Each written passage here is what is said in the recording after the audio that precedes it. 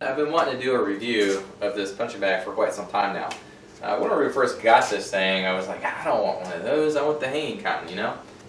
Anyway, I've been pretty happy with it. There's actually some things I like about it better than a heavy hanging bag. Some of the drills you can do, for example, because it moves, one drill that I like to do is line up one edge of the bag with this tile, and then I'll just power shot. So it looks kind of like this.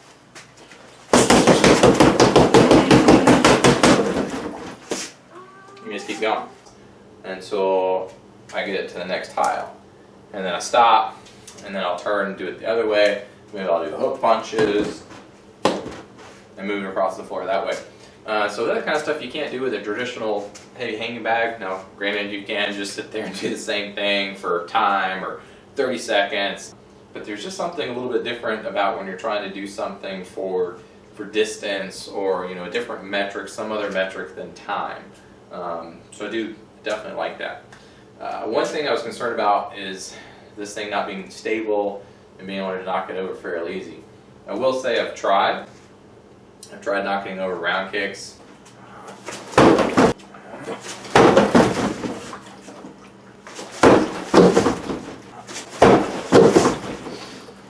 Punches.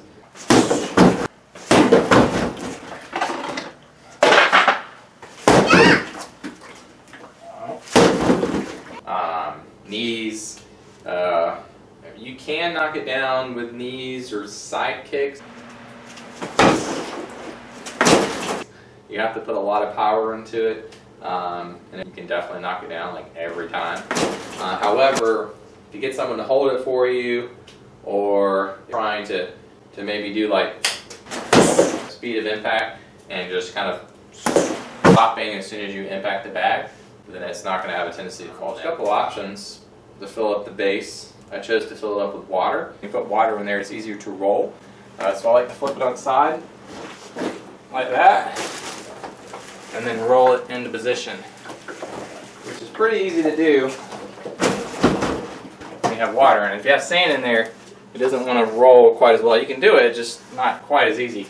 I think it's about the same weight, which is like 270 pounds is what it's supposed to weigh according to the manual. I've never picked it up on a scale and weighed it, although I've been tempted to. The other thing I like about it is with a hanging bag, you know, it's always in that spot. So unless you have a dedicated place where you can hang it and leave it there, it's just kind of hard to deal with. A lot of times during the summer or fall, I like to roll this thing out in the driveway and do my workout outside. You can't do that with a traditional bag that just hangs from the ceiling. The other thing about a bag that hangs from the ceiling is you have to deal with the impact of the bag just shaking the whole house. But yeah, there's like these spring things you can get. I've seen this like spider thing that hook the bag up to that, and it helps absorb some of the shock or impact there and keeps it from transmitting to the whole house. And I'm sure those work. And I will say that even when you're punching or hitting this in the garage, it still makes a lot of noise, and you can feel that, you know, through the house. Fortunately, the garage here seems to be pretty insulated, so it's not a huge problem. The reason I chose to do the water was, like I was saying, a lot of times I like to take it outside. The weather's nice. I was thinking that in the wintertime, we might want to take it upstairs.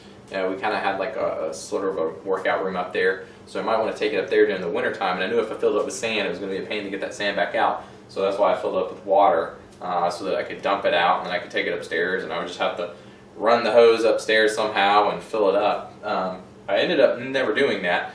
However, I wanted that to be an option, and it definitely was not going to be an option if I'd filled it with sand. We got some new ones for the gym, and they seem to be a lot firmer. So I think over time, it's softened up a little bit. So when you punch it, you know, it's not quite as hard. To me, this feels more like hitting a real punching bag, or if someone's holding Thai pads or focus mitts. When we first got this bag, I used it for like a month. And at the end of the month, we were doing some Thai pad work. And I noticed, like, when I was hitting those Thai pads, that they were a lot harder than this was. That's something that over time it seems to break in. It just becomes more like a natural kind of, I don't know, target to punch and kick. Last 2 points straight. 4.